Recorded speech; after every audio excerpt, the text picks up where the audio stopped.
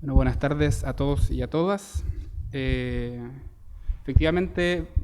yo aquí vengo en representación también de un proyecto Fondesit, el proyecto Fondesit 1130-431 del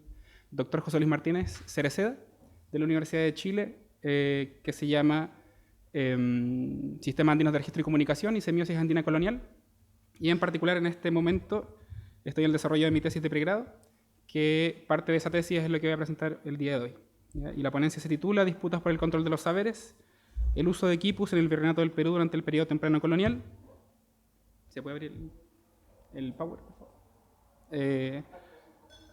El quipus 2, dice. Ponencia quipus 2.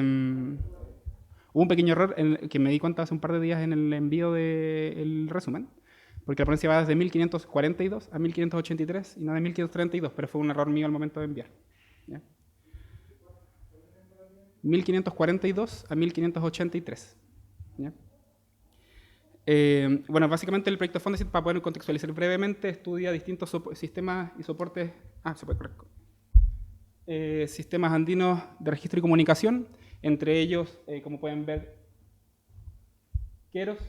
¿cierto? Estos bases rituales, textiles, arte rupestre, manifestaciones músico-coreográficas o también algunos llamados performatividades o teatralidades, y en particular la ponencia que voy a exponer que tiene que ver con los quipus, ¿no es cierto? Este sistema de registro y comunicación de cuerdas anudadas. Respecto a eso podríamos señalar, o Frank Salomon ya ha señalado, que durante el siglo XVI los indígenas en los Andes, al momento de aprender el alfabeto, negaban que la escritura fuera algo nuevo para ellos, debido a que podían leer diversas cosas tales como petroglifos o huellas de animales, y al respecto José Luis Martínez, el director de este proyecto, el investigador responsable, ha señalado que al momento de la invasión europea a los Andes, funcionaban muchos sistemas de registro y comunicación que utilizaban diversos lenguajes, como los orales, los mitos y otras formas de memorias colectivas locales y estatales, lenguajes visuales como los textiles o los queros, táctiles como los quipus, las yupanas o las piedras de colores, y que al mismo tiempo eran sistemas complejos que no pueden ser reducidos al empleo de un único lenguaje, como puede ser el caso de los jarawi o del arte rupestre, ni de un solo idioma, porque podían ser entendidos tanto por hablantes, por ejemplo, del quechua como de la aymara. En ese contexto, lo que se genera tras la invasión europea, en este caso al Perú, significa un encuentro entre europeos y andinos a partir de la llegada de Francisco Pizarro. Dio paso a la necesidad de entender cómo las tecnologías andinas podían registrar y organizar información en un contexto o de un imperio tan amplio y tan extenso como había sido el Tahuantinsuyo hasta el siglo XVI. ¿Ya? Como ha señalado Noble David Cook, en ese contexto, durante los primeros años del periodo colonial, cito, los españoles parecen haber recurrido a los quipucamayos para obtener información sobre el imperio, la población y el tributo entregado a los incas. ¿Ya? Así, tanto cronistas como oficiales, administrativos y eclesiásticos intentaron leer los quipus suponiendo que al menos guardaban dos tipos de información. ¿Ya? Numérica, es decir, que se usaba en contabilidad, en la administración y en asuntos estadísticos, y narrativa, es decir, que tenía que ver con las genealogías históricas prehispánicas de los incas. Desde entonces, por lo tanto, desde nuestro punto de vista, comenzó un proyecto por el control de los saberes con la intención de favorecer la conquista española y facilitar el conocimiento sobre el nuevo territorio conquistado.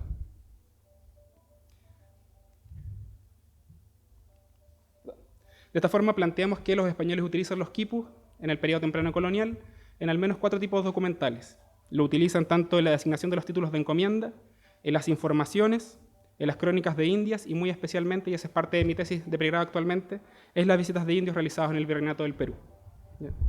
Respecto al primer tipo documental, se puede decir que los títulos de encomienda que entrega tanto Vaca de Castro, La Gasca, el propio Pizarro y hasta el gobierno de Francisco de Toledo, del rey Francisco de Toledo, se hicieron repartimientos de indígenas entre los encomendarios españoles y que incluyen información con nombres de curacas y de pueblos, y se utilizaron en ese contexto quipus incaicos para poder entregarlos. ¿Ya? Especialmente porque hace 1540 la cantidad de territorio conocido por los españoles era bastante escaso, más allá de algunos centros como Cusco o Lima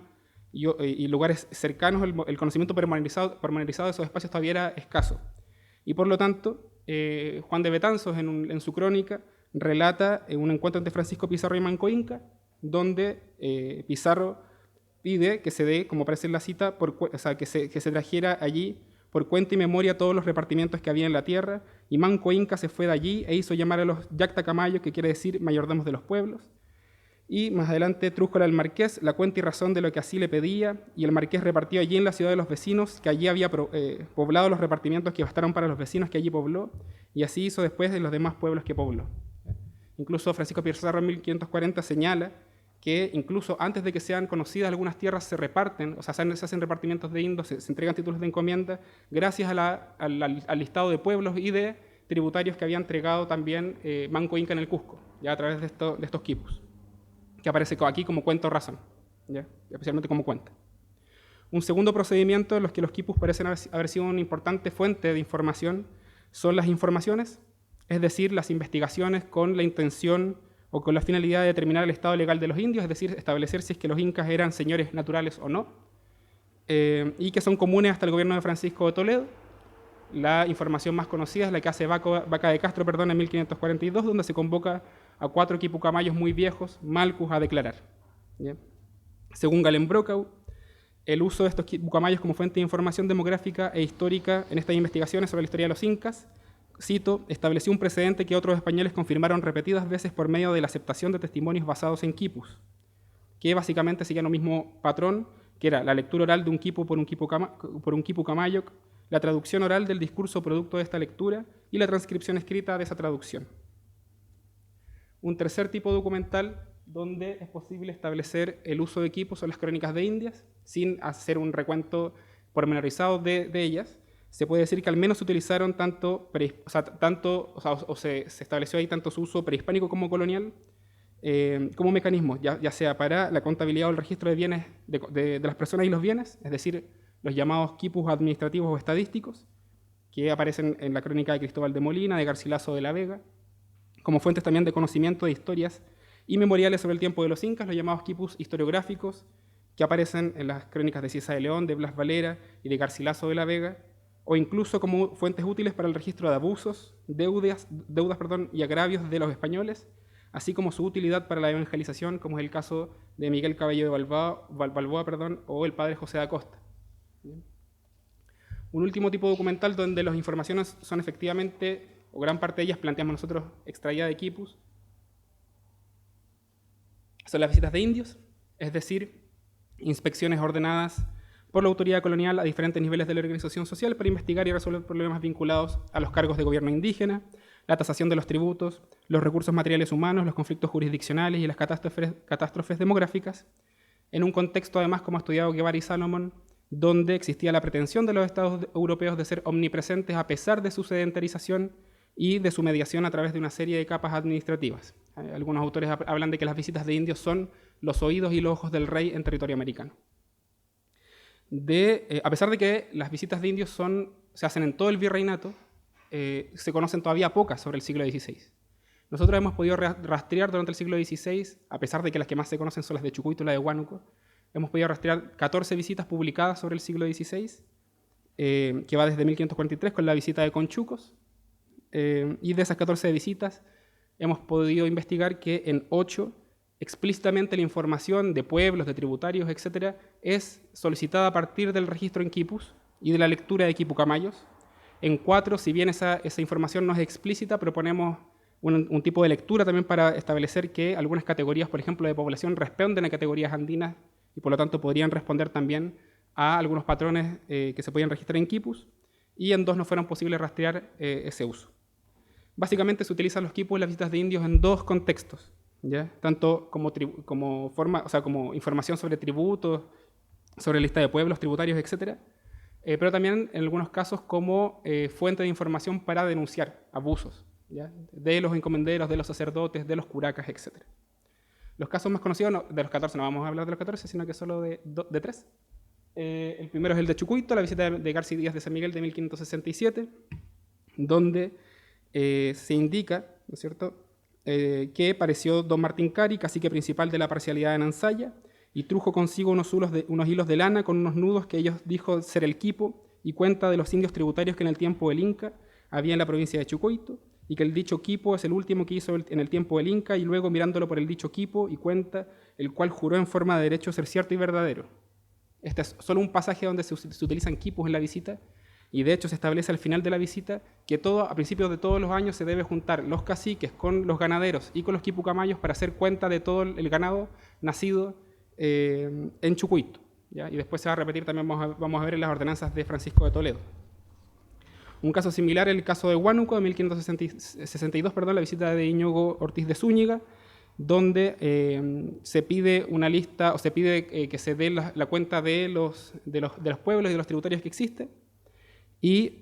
frente a la pregunta de cuántos pueblos tiene este repartimiento, que se le hace a Diego Jagua, cacique, señala que dieron por sus quipos y memorias otros principales juntamente con el dicho Diego, y todos de acuerdo dijeron ser así y no haberles más pueblos y principales, y que no se acuerdan cuántos indios hay en cada pueblo, los cuales darán por su quipo y memoria al tiempo que se visitaren, sin encubrir ni faltar alguno de ellos.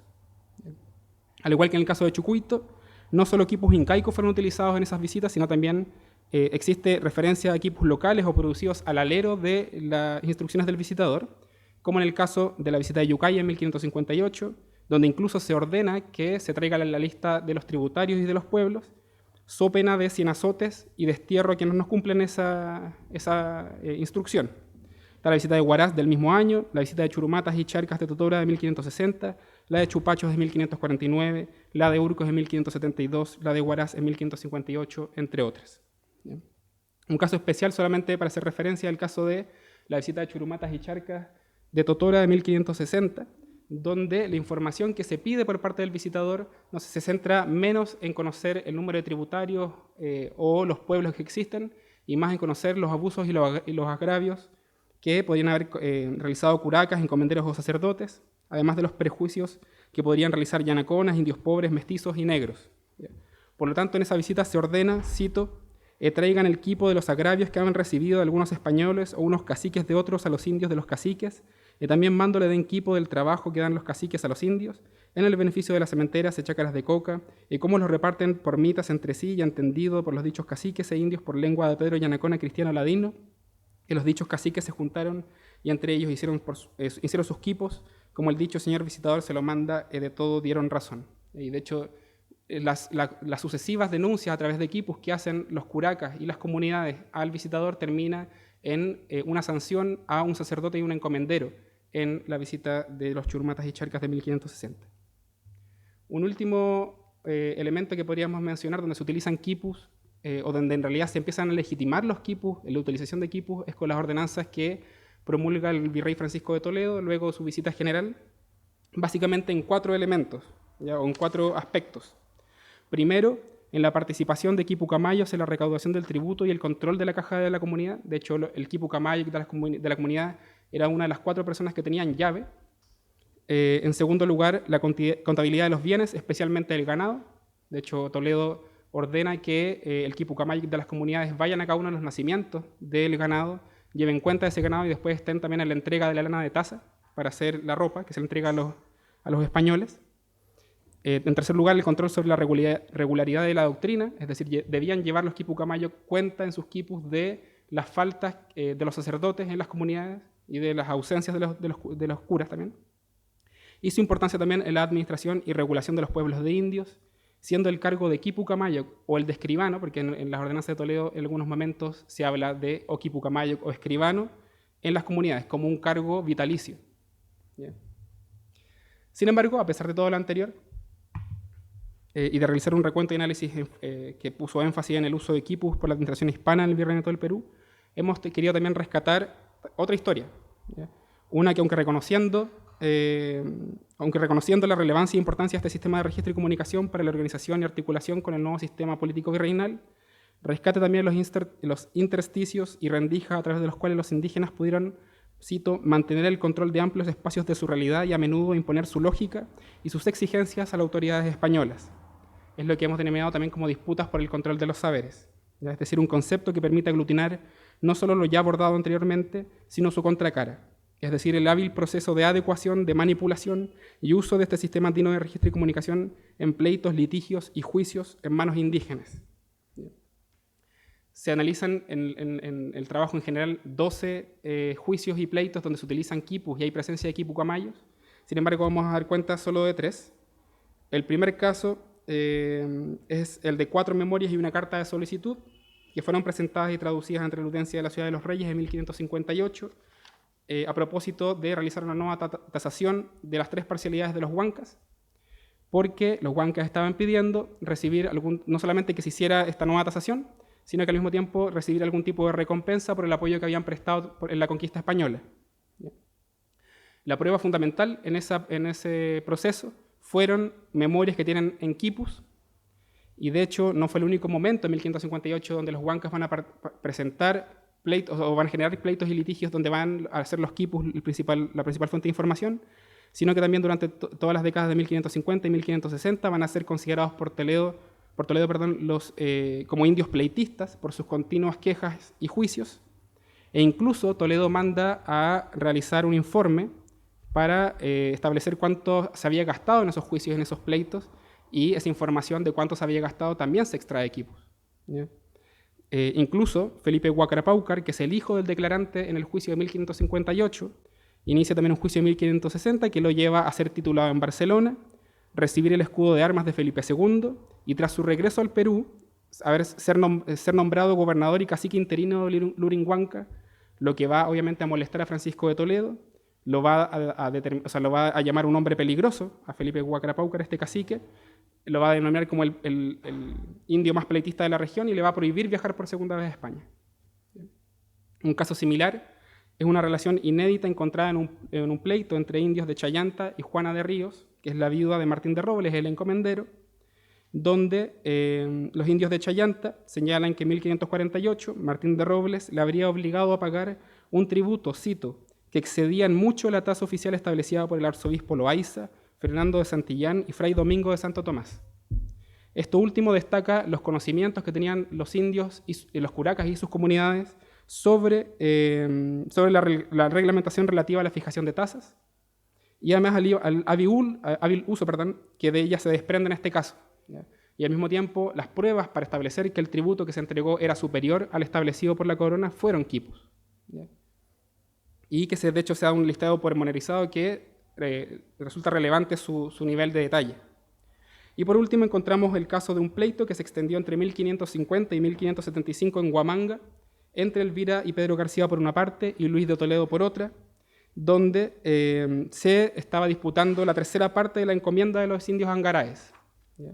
Finalmente, la Real Audiencia ordenó que a los García se les devolviese la tercera parte de los tributos de los indios angaraes desde el 23 de enero de 1570.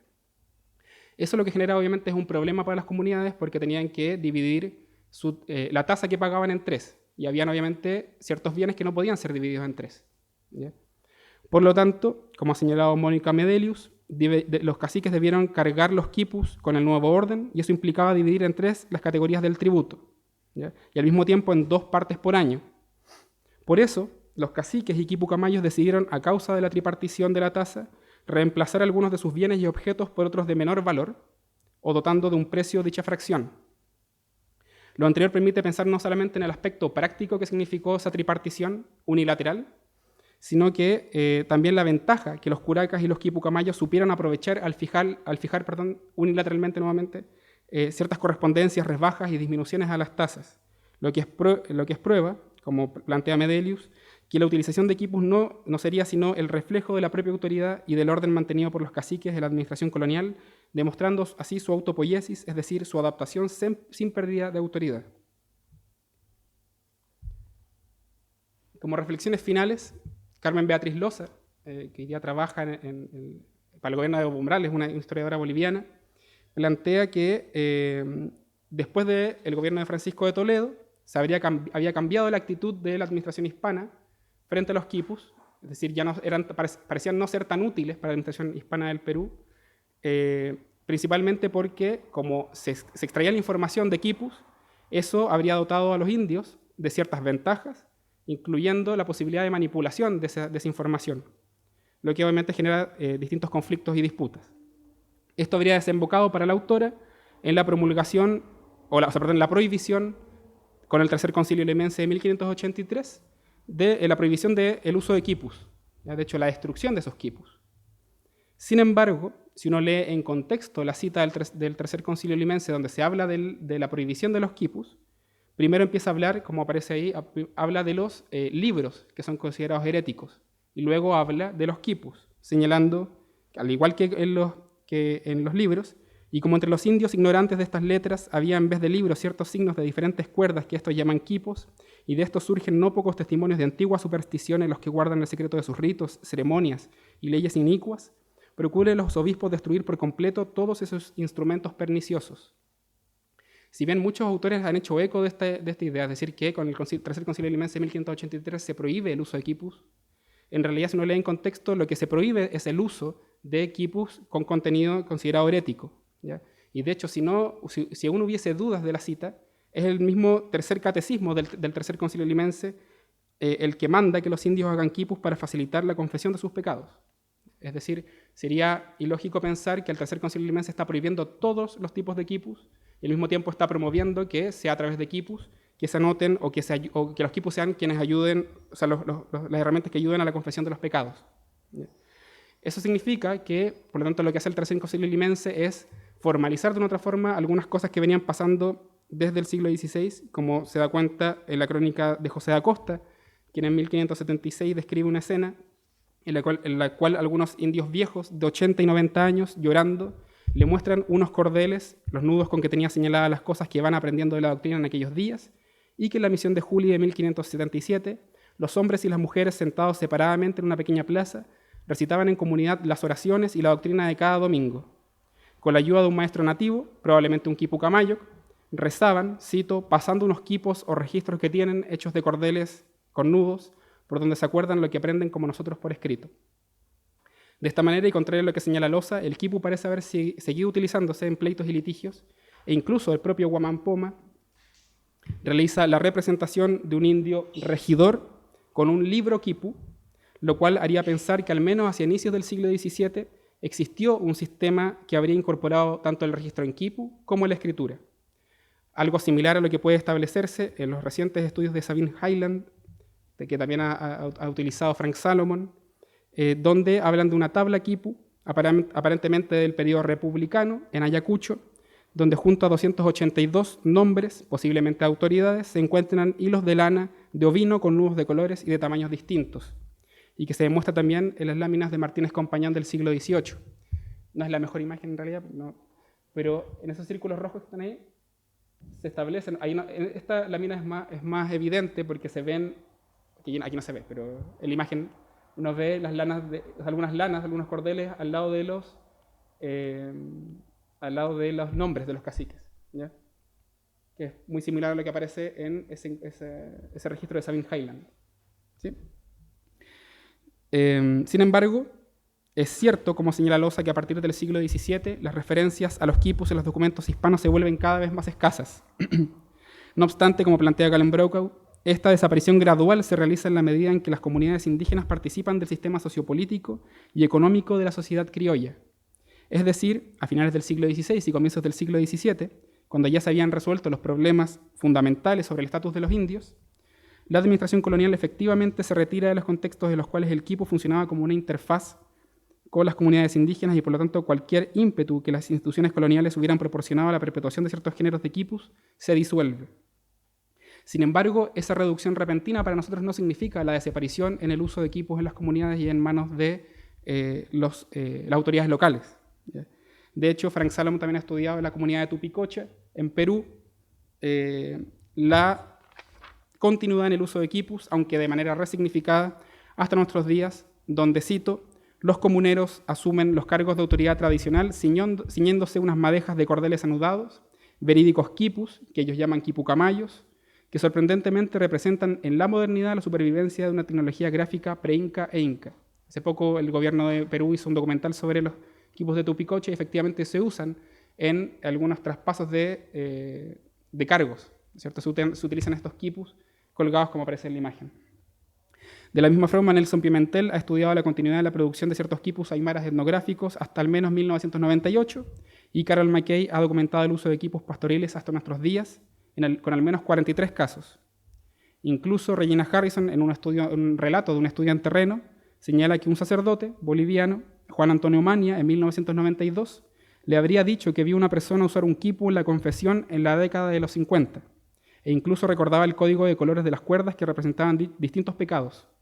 lo que es corroborado en estudios de Gisberg y Mesa, que indican que entre los chipayas, los quipus se habían utilizado durante el siglo XX para anotar oraciones católicas para que las mujeres aprendieran a rezar.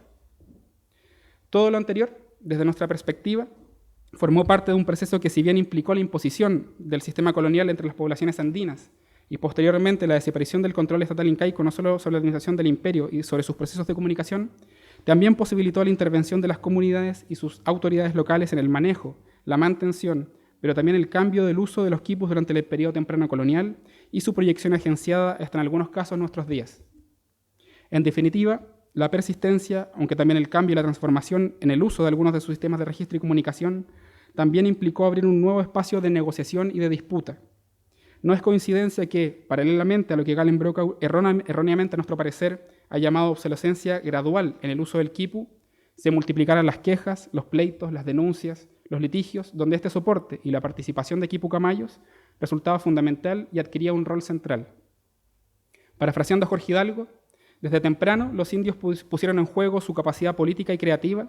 pues a pesar de la desorganización que implicó el cambio, no se detuvieron y dentro de los estrechos límites de la dominación colonial fueron capaces de hacer su propia historia. Muchas gracias.